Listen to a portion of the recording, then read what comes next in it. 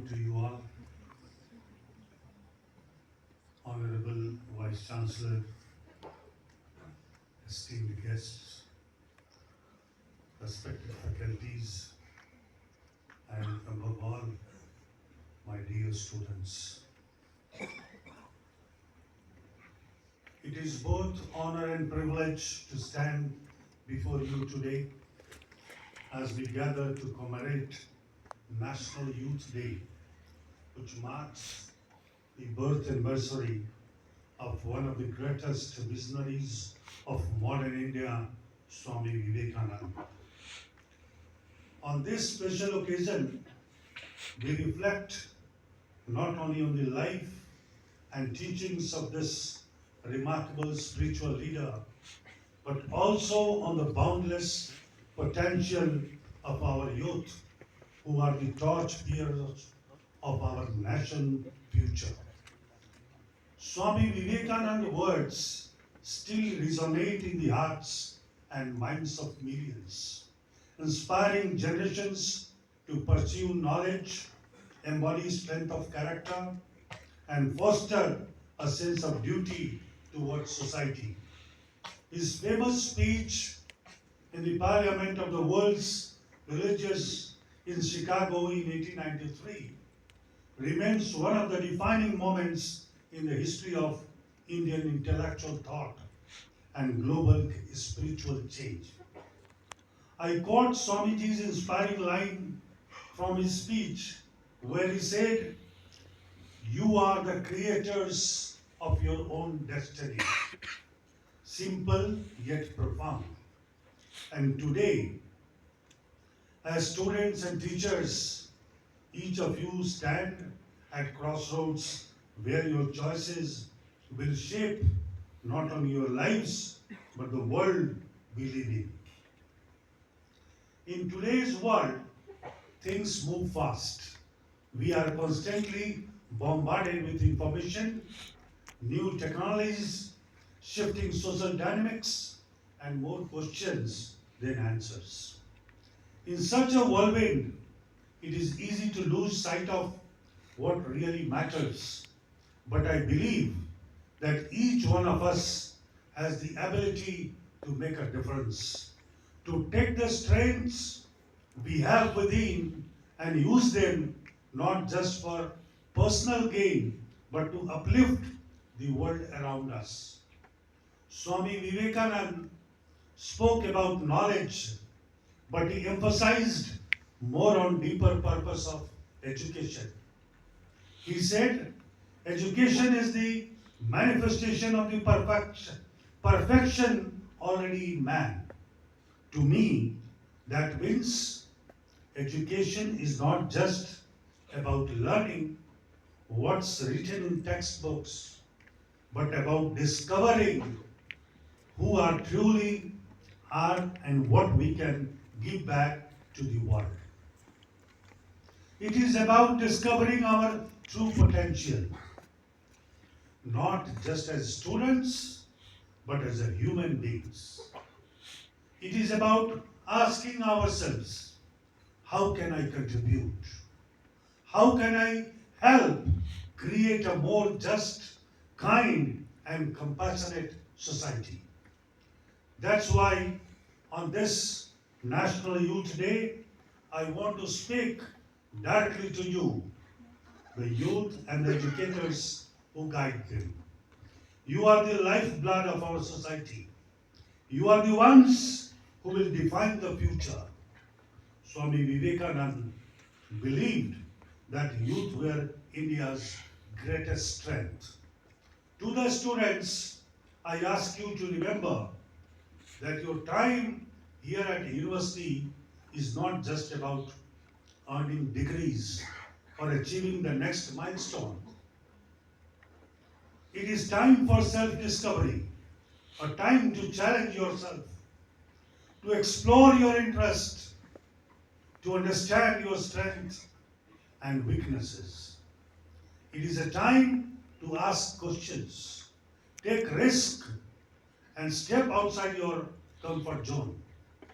It is about finding your purpose and pursuing it with all your heart. To the teachers, I want to acknowledge the enormous role you play in shaping the future. Your impact is profound. You are not just imparting knowledge, you are mentoring, guiding, and inspiring. You help students see possibilities that they may not have seen for themselves. Swami Vivekananda ji once said, a teacher who can arouse enthusiasm in his students is the greatest teacher. You all have that incredible ability to ignite minds, to light the spark of curiosity, and to inspire your students to believe in themselves and in their capacity to do great things. In a world that sometimes seems full of division and uncertainty, I urge all of you, students and teachers alike, to be guided by the values that Swamiji cherished: strength of character, compassion, and a relentless pursuit of truth.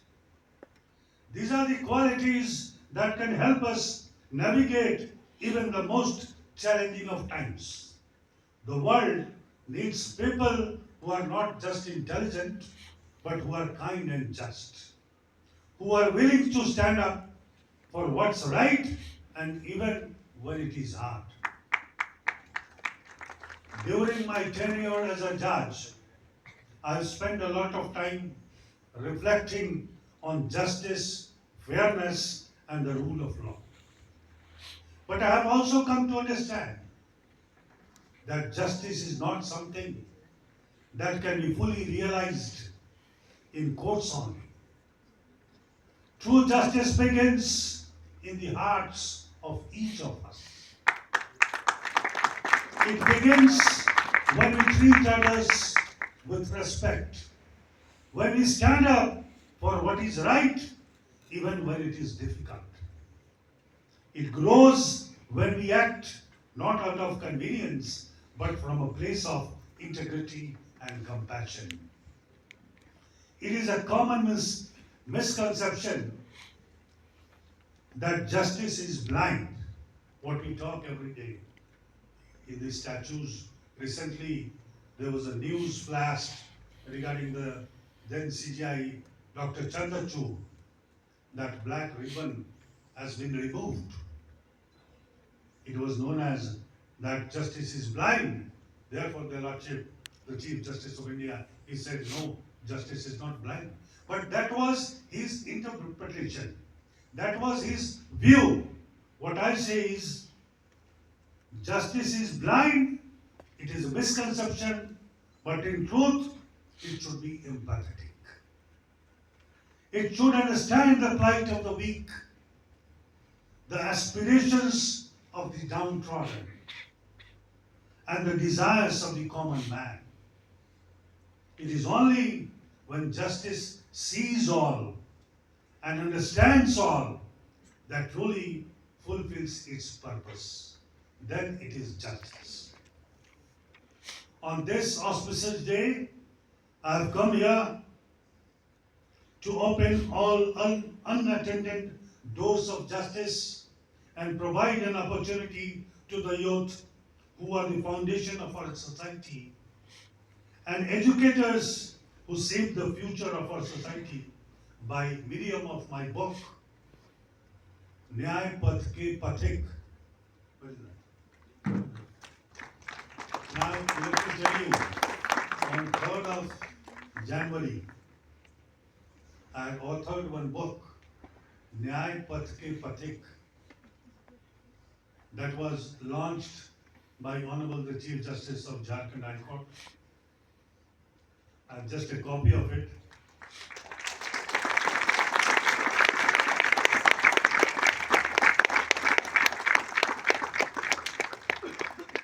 I'll be handing over this book to the Honorable Vice Chancellor, K.P. Das ji.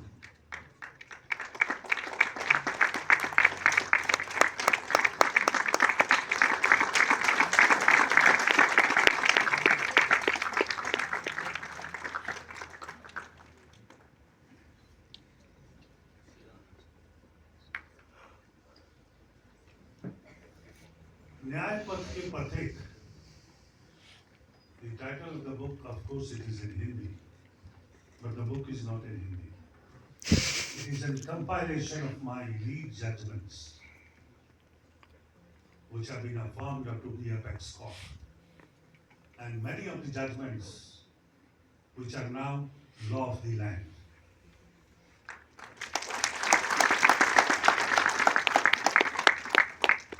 I invite you to understand true meaning of justice. Take part and deeply engage to promote justice and inculcate morals and ethics which would contribute to a just society.